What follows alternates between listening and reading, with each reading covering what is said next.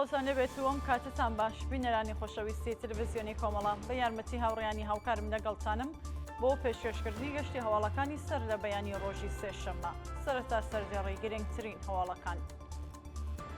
کۆبوونەوەی ناڕزایەتی خانشینکراوانی مخابرات لە کوردستان و ئێران، دەست بە سەرکرانی سێ هاوڵاتی خەڵکی شاری بۆکان، هێرشی چەکدارانی داعش بۆ سەر خاڵێکی سەربازی هێزەکانی سووریای دموکراتیک لە دەیرە زور، بەڕەوەچوونی ڕۆڕەسمی ڕێزگەرتن لە یادی موحسن شکاری لەلایەن بنەماڵەکەیەوە و ناڕوونی چارەنووسی مینو ڕۆزەدار لە زیندانەکانی ڕژیمی کۆماری ئیسلامی.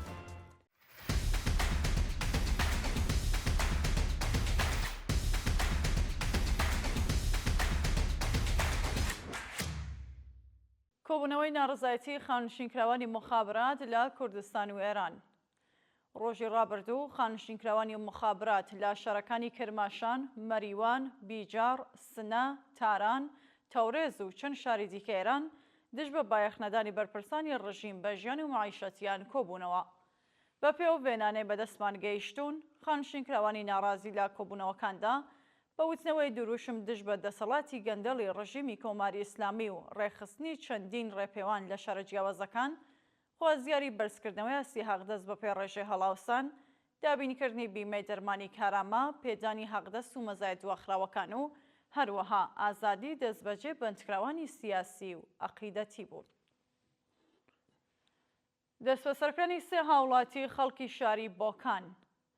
ڕۆژی دووشەممە 17 سەرماوەز سێ هاوڵاتی خەڵکی شاری بۆکان لەلایەن هێزەمنیەکانی ڕژیمەوە دەست بەسەر و لە مافی دەستڕاگەیشتن بە پارێزەر بێ بەشکراون.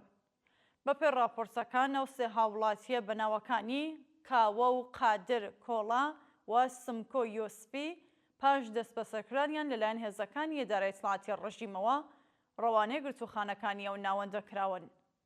شانی باستا سەرەڕای بەدواداچوونی بنەماڵەکانیان لەسەر دۆخی تەندروستی شوێنی ڕاگرتنیان تا کاتی داڕەشنی ئەم هەواڵە سەبارەت بە ئەو هاوڵاتیانە زانیاریەک لەبەردەستانیە. کۆبوونەوەی کارمەندانی بێهداشتی شاری کرماشان. ڕۆژی ڕابردوو کۆمەڵێک لە کارمەندانی بێهداشتی شاری کرماشان دژ بە پێنەدانی حەقدەستە دواخراوەکانیان لە بەردەم وەستانداری و پارێزگایە کۆبوونەوە. بە وتەی سەرچاوە ئاگادارەکان، کارمەندانی ناڕازی ئەماژە بەوە دەکەن کە بەهۆی کەمبوونی حەقدەستەکانیان دۆخی ژیانیان لە خراپیدایە و تەنانەت توانایی دابینکردنی سەرەتاییترین پێداویستەکانی بنەماڵەکانیان نییە.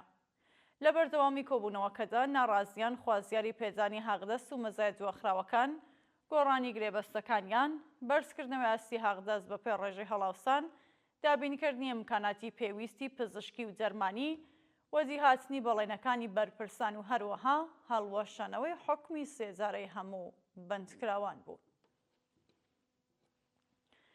هێرشی چەکدارانی داعش بۆ سەر خاڵێکی سەربازی هێزەکانی سووریای دموکراتیک لە دەیرە زور. ڕۆژی ڕابردوو خاڵێکی سەربازی هێزەکانی سووریای دموکراتیک لە شارۆچکەی ئەلبەحرەیە دەیرە زور لەلایەن چەکدارانی داعشەوە کرایە مانج. بە پێ راپۆرتی ناوەندی ڕاگەیاندنی هێزەکانی سووریای دموکراتیک لەم هێرشەدا زیانێکی گیانی بەرەو هێزانە نەکەوتووە، بەڵام بە پێو راپۆرتانە لە مانگەکانی ڕابردوودا ژمارەی هێرشەکانی چەکدارانی داعش بۆ سەرناوچەکانی باکوور و ڕۆژهەڵاتی سووریا بە ڕێژێکی بەرچاو بەرز بووەتەوە. شایانی باسە لە سەرەتای ساڵی 2025 زاینیەوە لەلایەن چەکدارانی داعشەوە 230 بنکەی سەربازی و ئەمنی لە ڕۆژەوەی کوردستان کراونەتە ئامانج کە لەو هێرشانەدا 51 کەس گیانیان لەدەستەوە و 13 کەسی دیکەش بریندار بوون. بەڕەوەچوونی ڕۆڕەسمی ڕێزگەرتن لە یادی موحسن شکاری لەلایەن بنەماڵەکەیەوە. ڕۆژی ڕابردوو 17 سەرماوەز بنەماڵەی موحسن شکاری یەکەمین هاوڵاتی کە لە ڕەوتی شۆڕەشی ژینادا لەلایەن ڕژیمی جەنایەتکاری کۆماری ئیسلامیەوە لە سێدارەدرا بە بەرپایی مەراسمێک یادیەوە عەزیزەیان بەرز ڕاگرت.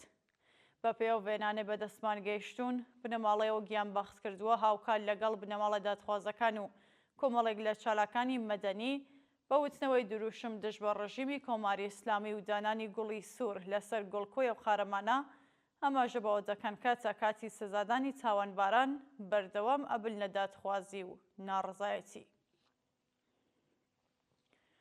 کۆبوونەوەی ناڕزایەتی کرێکارانی شرکەتی نەوتی فەلات خاڕەی لاوان لە سیری و خارگ. ڕۆژی دووشەممە 17 سەرماوەزی 1404 هەتاوی کۆمەڵێک لە کرێکارانی شرکەتی نەوتی فەلات خاڕەی لاوان لە ناو چامەڵەیەتیەکانی سیری و خارگ دژ بە وەدینەهاتنی بەڵێنەکانی بەرپرسان کۆبوونەوە. بەپێ راپۆرسەکان بەشداربووانی کۆبوونەوەکە باوتنەوەی دروشم دژ بە گەندەڵی بەرپرسانی ڕژیمی کۆماری ئیسلامی و هەڵگرتنی پلاکارد، خوازیاری بەرزکردنەوەی ئەستی حەقدەست بەپێ ڕێژەی هەڵاوسان، دابینکردنی بیمەی دەرمانی کارامە، ئێمنی شوێنی کار و ئیمکاناتی ڕەفاهی، تەزمینی ئەمنیەتی پیشەیی، بەکردەوە دەرهاتنی یاسای 15 ڕۆژکار و 15 ڕۆژ پشووجان، پێدانی حەقدەست و مەزایە دواخراوەکان، وەرگرتنی هێزی کاری نوێ و هەروەها سەربەخۆیی سندوقی خانەنشینی خانشینکراوانی سەنعەتی نەوت بوون. دووە هەواڵ ناڕوونی چارەنووسی مینوو ڕووزەدار لە زیندانەکانی ڕژیمی کۆماری ئیسلامی.